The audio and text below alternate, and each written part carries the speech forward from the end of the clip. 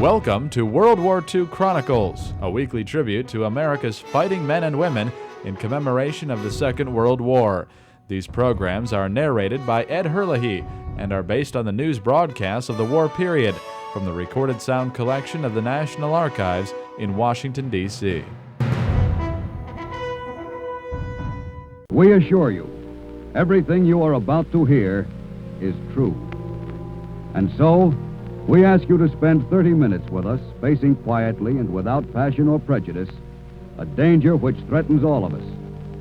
This danger is race hatred. Today we gave the Axis more good news, gave our enemies some more weapons. There was a lynching in Florida and a race riot last night in Beaumont, Texas. During the summer of 1943, racial clashes broke out in several cities throughout the United States, including Beaumont, Texas, Mobile, Alabama, and Los Angeles, where servicemen attacked Mexican-American Zoot Suiters in June. Race hatred is breeding and festering in a score of booming, overcrowded war centers. And so tonight, we ask you to hear what happened in Detroit, because we believe that no sensible, fully informed American will allow to happen again here at home what he is fighting against all over the world. The worst of the wartime race riots flared on June 20th in Detroit, Michigan. The nation's fourth largest city during the war, Detroit was overcrowded and tense, with a population of almost 3 million.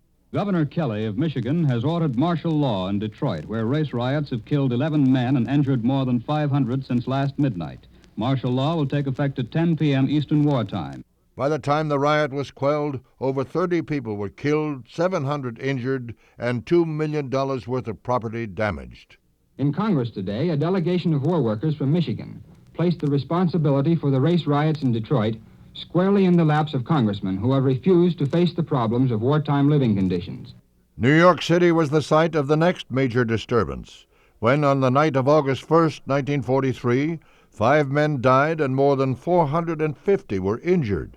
So many riots erupted in so many places during the war that in October of 1943, the American Civil Liberties Union published a pamphlet on how to prevent a race riot in your hometown. I'm Ed Herlihy. Join me next time for World War II Chronicles. World War II Chronicles was produced by the American Veterans Center and Radio America in cooperation with the National Archives.